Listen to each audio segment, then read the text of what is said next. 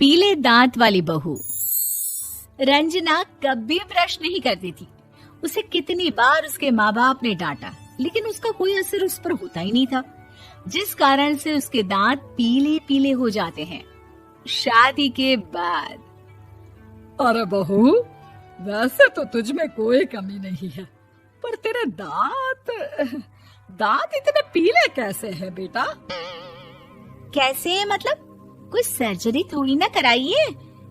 वो तो क्या नाम, मैं ब्रश नहीं करती थी तो पीले हो गए। अब क्या करूं?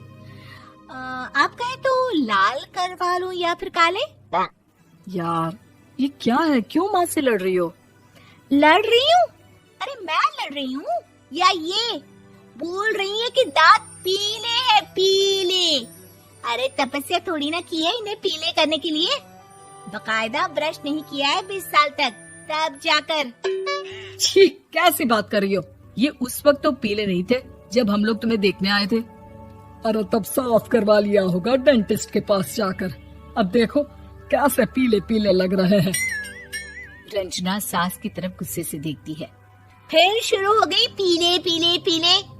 अरे पीले तो तब भी थे जब मेरे हाथ का रसगुल्ला उड़ा उड़ा कर खा रही थी और बोल रही थी, लड़की नहीं गुणों का खजाना दे रहे भाई साहब आप। खैर, अब वो लोग करते भी तो क्या करते, पीले दांत वाली बहू पल्ले पड़ी थी तो झेलना तो था ही। एक दिन कीर्तन में रंजना गाना गा रही थी। अरे कमला बहन, माँ का द्वार है, यहाँ तो सब शुद्ध होकर आते हैं, फिर अपनी बहू को ब्रश भी नहीं करवाती तुम। दूर से पीले पीले दांत भक्ति में बाधा उत्पन्न कर रहे हैं। अरे कोई 2 साल के बच्चे थोड़ी ना लेकर आई हूँ मैं बहू बनाकर। अच्छी खासी लड़की है, अरे कैसे करवाऊं ब्रश? ये तो उसे खुद करना चाहिए ना। अब माँ बाप तो इसके जैसे तैसे निपटा दिए, ये नहीं सोचा कि सास कैसे संभालेगी। सास बहू को लेकर घर आ जाती है, लेकिन सोच लेती है कि अब इसे लेकर कहीं नहीं जाएगी। अगले रोज बहू कहती है, अरे क्या हो गया, मंदिर नहीं जाना क्या? कीर्तन का वक्त हो रहा है। मेरी मधुर वाणी से कान्हा जी जागते हैं और सोते हैं। आप तो जानती है ना उनकी भक्ति में कितना मन लगता है मेरा।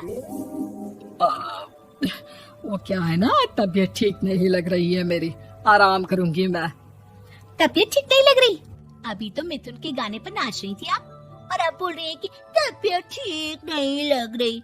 अरे भक्ति में मन लगा लो सासू माँ, ऊपर जाना है, क्या मुंह दिखाओगी आप? हाँ, सास को बहू की